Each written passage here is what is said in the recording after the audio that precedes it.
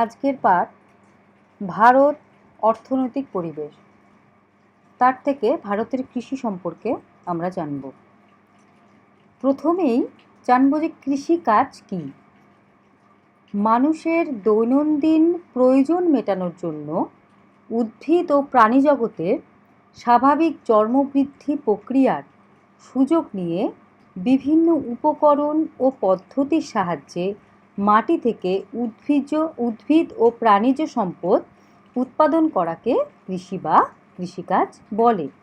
অর্থাৎ মানুষের দৈনন্দিন প্রতিদিনের যে প্রয়োজন সেগুলো মেটানোর জন্য উদ্ভিদ ও প্রাণী জগতের স্বাভাবিক জন্মবৃদ্ধি প্রক্রিয়ার সুযোগ নিয়ে বিভিন্ন উপকরণ ও পদ্ধতির সাহায্যে মাটি থেকে উদ্ভিদ ও প্রাণীজ সম্পদ উৎপন্ন করাকেই বলা হচ্ছে কি কৃষি বা কৃষিকাজ।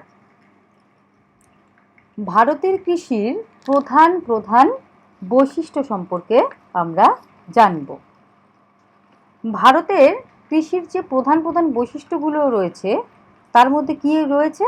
জীবিকা সত্তাভিত্তিক কৃষি, জনসংখ্যার চাপ বেশি, কৃষিতে পশু শক্তির প্রাধান্য, মৌসুমি বায়ুর উপর নির্ভরতা, জলসেচের ব্যবহার, ক্ষুদ্রাকৃতি কৃষিজোত, কীটনাশক ও রাসায়নিক সারের অনিয়ন্ত্রিত ব্যবহার, খাদ্যশস্যের উৎপাদন, পশুখাদ্যের অভাব ও বহুশস্যের উৎপাদন। এগুলো হচ্ছে প্রধান প্রধান বৈশিষ্ট্য। এখন দেখো এই বৈশিষ্ট্যগুলো সম্পর্কে আমরা একটু বিস্তারিতভাবে জানব। এই যে জীবিকা সত্তাভিত্তিক কৃষি, এটা কি? ভারতের কৃষি শুধুমাত্র অধিবাসীদের জীবন ধারণের জন্যই কিন্তু করা হয়। মানুষ তার নিজস্ব চাহিদা মেটানোর জন্যই কিন্তু এই কৃষিকাজটা করে থাকে। যেমন উত্তর পূর্বের পাহাড়ি অঞ্চলের রাজ্যগুলির কৃষি সম্পূর্ণই কিন্তু কি জীবিকা সত্তাভিত্তিক কৃষি। তারা কিন্তু নিজেদের জীবন ধারণের জন্য যেটুকু প্রয়োজন তারা কিন্তু সেইভাবেই কিন্তু কৃষিকাজটা করে থাকে। দ্বিতীয়ত জনসংখ্যার চাপ বেশি। ভারতে কৃষি জমির তুলনায় জনসংখ্যা বেশি, তাই কৃষি জমির উপর কিন্তু চাপ খুব বেশি পড়ে। কারণ ভারতের সম্পদ যা তার তুলনায় মানুষের সংখ্যা বেশি, জনসংখ্যা অনেক বেশি। তার ফলে দেখা যায় যে জমির উপরে, কৃষি জমির উপরে কিন্তু জনসংখ্যার চাপটা অনেক বেশি পড়ে। কারণ কৃষি জমির তুলনায় কিন্তু জনসংখ্যাটা অনেক বেশি, তাই কৃষি জমির উপর চাপটাও খুব বেশি পড়ে। ফলে ফসল উৎপাদন কিন্তু ভালো হয় না ভারতে। কারণ মাথা পিছু আয়ের পরিমাণটাও কিন্তু কৃষকদের কিন্তু অনেক কম থাকে। কৃষিতে পশু শক্তির প্রাধান্য। ভারতের কৃষিকাজে এখনও বিজ্ঞানের বিশেষ প্রয়োগ নেই। গরু এবং লাঙল নিয়ে সেই সনাতন প্রথাতেই কিন্তু চাষ করে আসছে, সেই পূর্ব প্রথাই অবলম্বন করছে। কিছু কিছু অঞ্চলে হয়তো আধুনিক পন্থা অবলম্বন করছে, কিন্তু বেশিরভাগ জায়গাতেই দেখা যাচ্ছে যে প্রাচীন পদ্ধতিতেই চাষাবাদ করছে। কারণ আমাদের ভারত হচ্ছে উন্নয়নশীল দেশ, এখনো কিন্তু উন্নত জায়গায় কিন্তু পৌঁছতে পারেনি। বোঝা গেল? তারপর হচ্ছে প্রধান যে মৌসুমি বায়ুর উপর নির্ভরতা। ভারতীয় কৃষি মৌসুমি বায়ুর উপর অত্যাধিক নির্ভরশীল। কারণ আমরা জানি ভারতের জলবায়ু কি ক্রান্তীয় মৌসুমি প্রকৃতি, তাই ভারতের কৃষিও কিন্তু মৌসুমি বায়ুর উপর অত্যাধিক নির্ভরশীল। মৌসুমি বায়ুতে ভারতে প্রতি বছর কিন্তু সমান বৃষ্টিপাত হয় না, ঠিক আছে? তাই খরা এবং বন্যা ভারতের কৃষির কিন্তু নিত্য সঙ্গী। কখনো মৌসুমি বায়ুর ধীর আগমনে খরা দেখতে পাওয়া যায় এবং সেই বছর কিন্তু কৃষিতে কিন্তু ক্ষয়ক্ষতির পরিমাণটাও যেমন থাকে, তেমনি অনেক আগে যদি মৌসুমি বায়ু প্রবেশ করে ভারতে, সেক্ষেত্রেও কিন্তু বন্যা দেখতে পাওয়া যায়। বৃষ্টিপাতের পরিমাণটা বেশি হয়, তার ফলে কি জলের পরিমাণ বেশি হয়ে কিন্তু সেখানে বন্যার সৃষ্টি হয়। অর্থাৎ এই খরা এবং বন্যা দুটোই কিন্তু ভারতের কৃষির নিত্য সঙ্গী, দুটোই কিন্তু যথেষ্ট পরিমাণে কিন্তু ভারতের কৃষিতে ক্ষতি করে। যেমন আমরা জানি যে অতিরিক্ত বৃষ্টিপাতের ফলে, এবং আমরা যে রাজ্যে পশ্চিমবঙ্গে বসবাস করি, এখন কিন্তু কি পশ্চিমবঙ্গের কিন্তু উত্তর এবং দক্ষিণ দুদিকটাতেই কিন্তু কি হয়েছে, একই সাথে কিন্তু বর্ষা চলে এসেছে, ঠিক আছে? তার ফলে কিন্তু দেখা যাবে যে আমাদের পশ্চিমবঙ্গের অনেক কৃষি জমিরই কিন্তু ক্ষয়ক্ষতি কিন্তু হচ্ছে, কারণ বৃষ্টিপাত যতটা প্রয়োজন তার তুলনায় বেশি হচ্ছে। বোঝা গেল? তারপর পয়েন্ট হচ্ছে জলসেচের ব্যবহার। ভারতে মৌসুমী বৃষ্টিপাত সর্বত্র সমান না হওয়ায় জলসেচের ব্যবহার করতে হয়, কারণ সব সময় কিন্তু ভারতে মৌসুমী বৃষ্টিপাতটা সর্বত্র কিন্তু সমান হয় না, তারপরে জলসেচের ব্যবহারটা করতে হয়। বর্তমানে উচ্চ ফলনশীল শস্য চাষ, বহু ফসলি জমিতে জমির বৃদ্ধিতে জলসেচের পরিমাণটা কিন্তু বাড়ছে, কারণ বর্তমানে যেহেতু সারা বছর ব্যাপী চাষ আবাদ করা হচ্ছে, তাই উচ্চ ফলনশীল শস্য যে চাষ করা হচ্ছে তার জন্য কিন্তু প্রচুর পরিমাণে জলসেচের ব্যবস্থা করা হচ্ছে, কারণ সারা বছর ধরেই জমিতে কিন্তু কোনো না কোনো ফলন হচ্ছে এবং বহু ফসলি জমির বৃদ্ধিতে জলসেচের পরিমাণ বাড়ছে। যে জমি থেকে শুধুমাত্র একটি মাত্রই ফসল আগে উৎপন্ন করা হতো, একটি বা দুটি, সেই জমির থেকে পরপর বিভিন্ন ধরনের বহু ফসলই বহু ফসল কিন্তু উৎপন্ন করা হচ্ছে, তার ফলেও কিন্তু সেখানে জলসেচের পরিমাণটা বাড়ছে। তারপর কি ক্ষুদ্রাকৃতি কৃষিজ। ভারতের অধিকাংশ জমি এতটাই ছোট যে বড় বড় কৃষি যন্ত্রপাতি ব্যবহার করা যায় না। ভারতের জমিগুলো এতটাই ছোট যে বড় বড় কৃষি যন্ত্রপাতি সেখানে ব্যবহার করা যায় না, এবং আইল দিতেও জমি নষ্ট হয়। ঠিক আছে, যেটাকে জমির আল বলি আমরা, ওটা দিতেও কিন্তু জমি নষ্ট হয়। তারপরে দেখো কীটনাশক ও রাসায়নিক সারের অনিয়ন্ত্রিত ব্যবহার। ভারতে 97% কৃষকই কৃষিবিদ্যায় শিক্ষিত নন, যদিও বর্তমানে আমরা দূরদর্শনের মাধ্যমে বা বিভিন্ন উন্নত প্রযুক্তির মাধ্যমে বর্তমানে কৃষি সম্পর্কে কিন্তু যথেষ্ট পরিমাণে কিন্তু কৃষকদের অনেক পদ্ধতি সম্পর্কে কিন্তু তাদেরকে বোঝানো হয়, বা অনেক কিছু বেরিয়ে গেছে এখন, সে সম্পর্কে তারা জানতে পারে যে কিভাবে কোন মরশুমে জমিতে চাষ করা উচিত এবং কোন ফসলের জন্য কতটুকুই সারের প্রয়োজন, কতটুকু জল প্রয়োজন, কতটুকু তার সেই ফসলের জন্য উষ্ণতা প্রয়োজন। এগুলো কিন্তু এখন বর্তমানে কিন্তু অনেকেরই খুব কাছে চলে এসেছে, বিষয়টি তারা কিন্তু সহজেই জানতে পারছে, সে বিভিন্ন দূরদর্শনের মাধ্যমেই হোক বা টেকনোলজির বা যেটা মোবাইল ফোনের মাধ্যমেই হোক, কিন্তু মানুষ কিন্তু জানতে পারছে। ঠিক আছে, তবুও বিভিন্ন অঞ্চলগুলোতে কিন্তু এখনও এই ইন্টারনেট পরিষেবা কিন্তু পৌঁছয়নি, তার ফলে কিন্তু অনেকে কিন্তু এ সম্পর্কে কিন্তু এখনো পর্যন্ত ওয়াকিবহল নয়। তাই জমিতে কীটনাশক এবং রাসায়নিক সার কী পরিমাণে ব্যবহার করতে হবে তা কিন্তু তাদের অজানা। এতে লাভের চেয়ে ক্ষতিটাই কিন্তু বেশি হচ্ছে, কারণ কীটনাশক এবং রাসায়নিক সারের অনিয়ন্ত্রিত ব্যবহার যদি করা হয়, ফসলের যেরকম ক্ষতি হবে তেমনি কিন্তু সেই জমিটারও কিন্তু ক্ষতি হবে। মৃত্তিকা তার নিজস্ব উর্বরতা শক্তি সেটা কিন্তু হারিয়ে ফেলবে, পরবর্তীতে সেই জমিতে কিন্তু আর চাষাবাদ করা যাবে না। তারপর খাদ্যশস্যের প্রাধান্য। ভারতের কৃষিতে চিরাচরিত ধান, গম, ভুট্টার মতো খাদ্য ফসলের প্রাধান্যটা বেশি, তুলনায় মশলা, ফল চাষের আধিক্যটা কম। কারণ কি, ভারত হচ্ছে কৃষি প্রধান দেশ হলেও সেখানে কিন্তু ধান, গম, আমরা কৃষির মধ্যে প্রথমেই নামটা কি বলি যে ধান, গম, ভুট্টা। ঠিক আছে, তার তুলনায় কিন্তু মশলা, ফল চাষের আধিক্যটা কম, তার ফলে দেখা যাচ্ছে ভারতকে কিন্তু মশলাটা বাইরের থেকে কিন্তু আমদানি করতে হয়। বোঝা গেল? তার ফলে কিন্তু খাদ্যশস্যের মধ্যে কিন্তু ওই কিছু কিছু জিনিসের প্রাধান্য বেশি হওয়ার জন্য অন্যান্য দ্রব্যগুলোর কিন্তু প্রাধান্য না থাকায় সেখানে কিন্তু একটা দিকে কিন্তু কৃষির কিন্তু অন্ধকারই থেকে যাচ্ছে, অর্থাৎ সেই দিক থেকে কিন্তু লাভ করা যাচ্ছে না। তারপর পশুখাদ্যের অভাব। ভারতে রয়েছে পৃথিবীর সবচেয়ে বেশি পশু ভারতে, অথচ ভারতে হে, ক্লেভার ইত্যাদি পশু খাদ্যের চাষ কম। যে সমস্ত তৃণভূমি অর্থাৎ তৃণগুলো, এগুলোর চাষ হচ্ছে কম, যেগুলো হচ্ছে পশু খাদ্য, এগুলোর চাষ হচ্ছে ভারতে কম। পাহাড়ি অঞ্চল ছাড়া কোনো তৃণভূমিই নেই, একমাত্র পাহাড়ি অঞ্চলে দেখতে পাওয়া যায় তৃণভূমিগুলো। তার ফলে কি, এই যে এত পরিমাণ যে পশু, তাদের কিন্তু খাদ্যাভাব কিন্তু যথেষ্ট পরিমাণে ভারতে রয়েছে। তারপর দেখো বহু শস্যের উৎপাদন।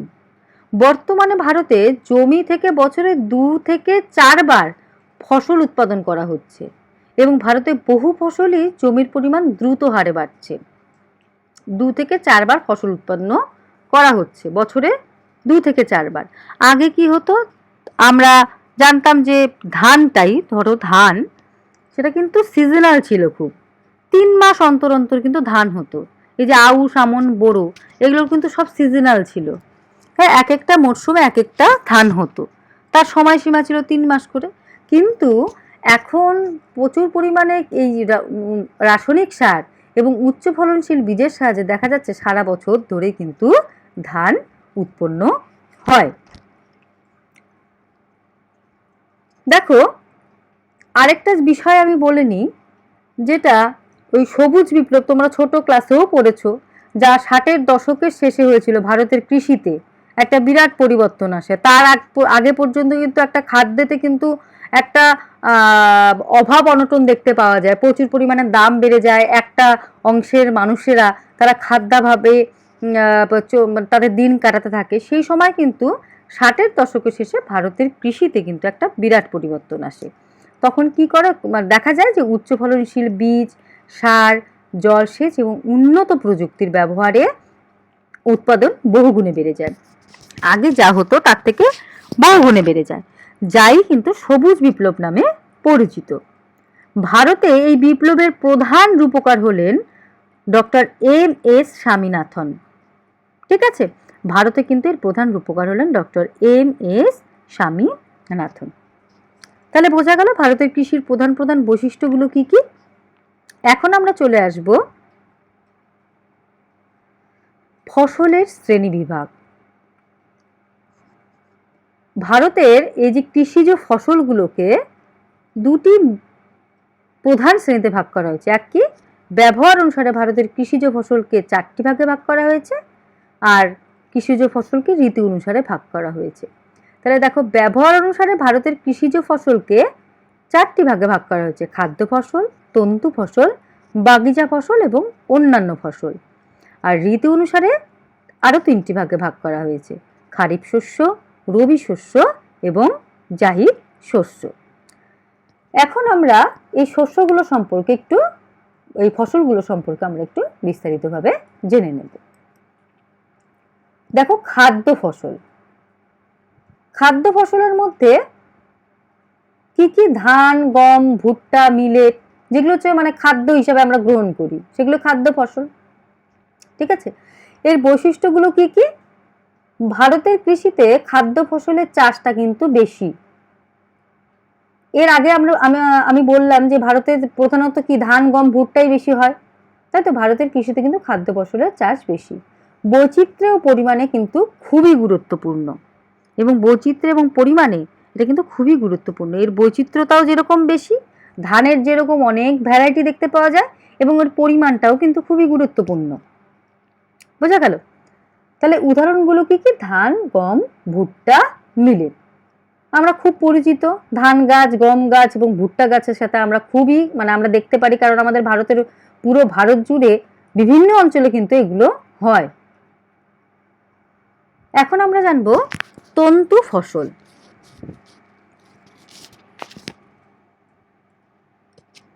দেখো, তন্তু ফসল, তন্তু ফসলকে বাণিজ্যিক ফসলও কিন্তু বলা হয়।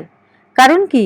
এই তন্তু ফসল বাণিজ্য ফসল বলার এর কারণ হলো এই ফসলগুলো কিন্তু বাইরে রপ্তানি করা হয়, রপ্তানি করে কিন্তু বাইরের বৈদেশিক মুদ্রা কিন্তু অর্জন করা হয়, অর্থাৎ অর্থনৈতিক দিক থেকেও আমরা অনেকটাই লাভবান হই। এর জন্য যেহেতু বাণিজ্য করা হয়, তার জন্য কিন্তু তন্তু ফসলকে কিন্তু কি বলা হচ্ছে? বাণিজ্যিক ফসলও বলা হয়।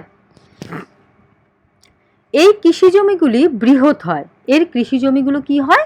বৃহৎ হয়।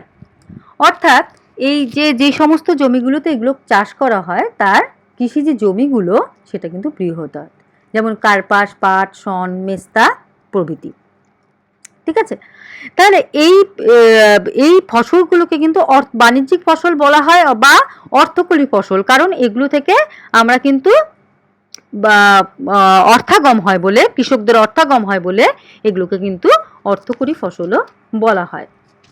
বোঝা গেল?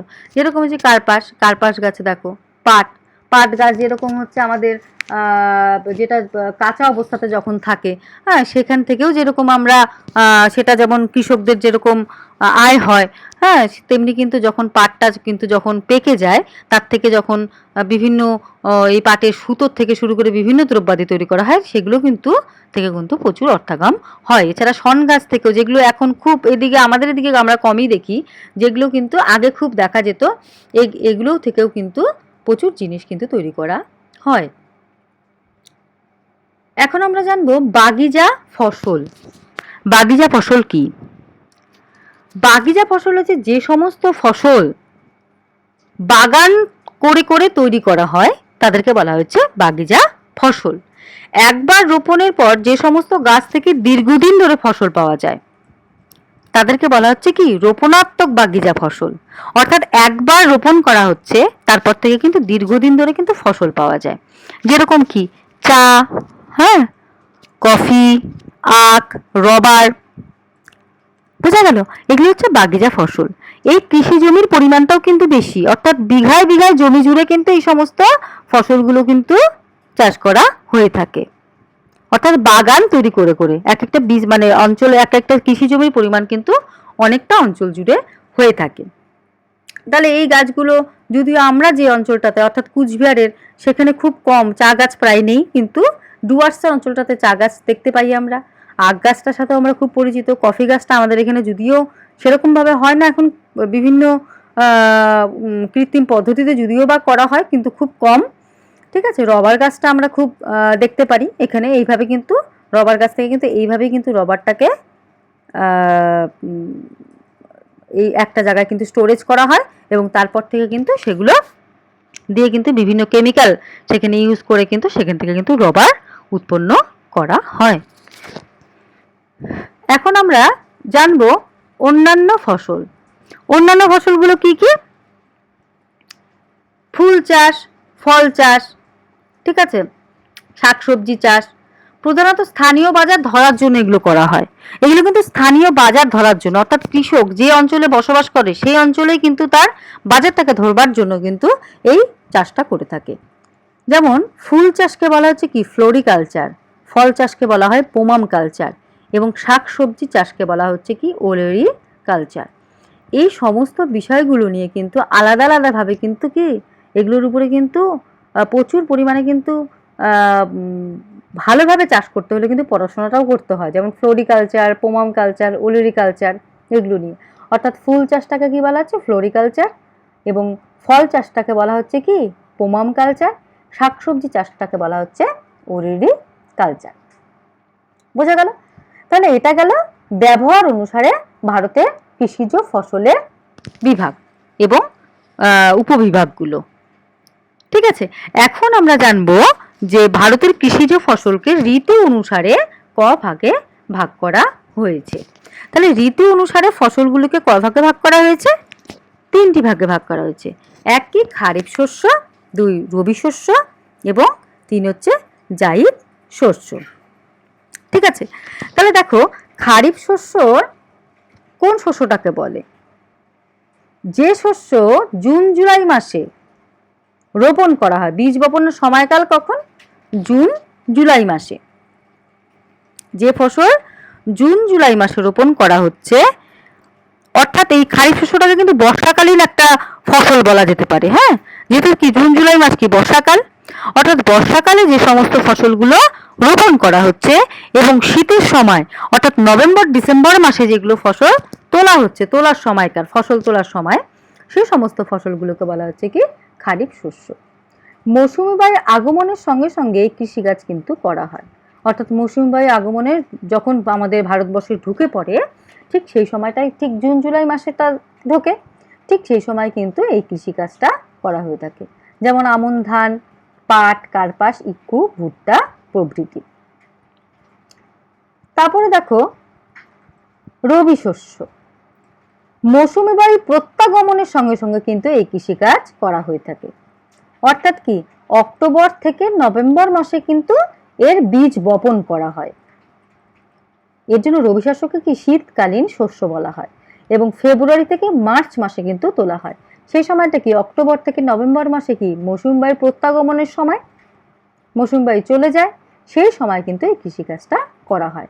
যেমন বোরো ধান, গম, ছোলা, আলু, জোয়ার, বাজরা, তৈলবীজ প্রভৃতি। দেখো জোয়ার গাছ এবং বাজরা গাছ, ঠিক আছে।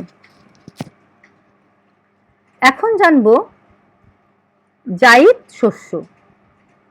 শুধুমাত্র গ্রীষ্মকালে এই ফসলের চাষ করা হয়, শুধুমাত্র গ্রীষ্মকালে। ফেব্রুয়ারি থেকে বীজ বপনের সময়কাল কখন? ফেব্রুয়ারি থেকে মার্চ মাস। ফেব্রুয়ারি থেকে মার্চ মাসের মধ্যে বীজ বপন করা হয়। ফসল তোলার সময় এপ্রিল থেকে মে মাস। যেমন তরমুজ, এই সময়টা গরমকালে আমরা পাই, তাই তো, তরমুজ এবং বাদাম। এছাড়া খরমুজ, আউশ ধান প্রভৃতি কিন্তু জায়িদ শস্যের মধ্যে পড়ে। তাহলে আমরা আজকে জেনে নিলাম যে ফসলের ব্যবহার অনুসারে এবং ঋতু অনুসারে ভাগগুলো। তাহলে ব্যবহার অনুসারে ভাগগুলোর মধ্যে কি কি? খাদ্য ফসল, তন্তু ফসল, বাগিচা ফসল এবং অন্যান্য ফসল, ঠিক আছে। যার মধ্যে অন্যান্য ফসলের মধ্যে ফুল চাষ, ফল চাষ, শাকসবজি চাষ রয়েছে। এছাড়া ঋতু অনুসারে ভাগগুলো খারিফ শস্য, রবি শস্য এবং জায়িদ শস্য। আজকের পাঠ এই পর্যন্তই।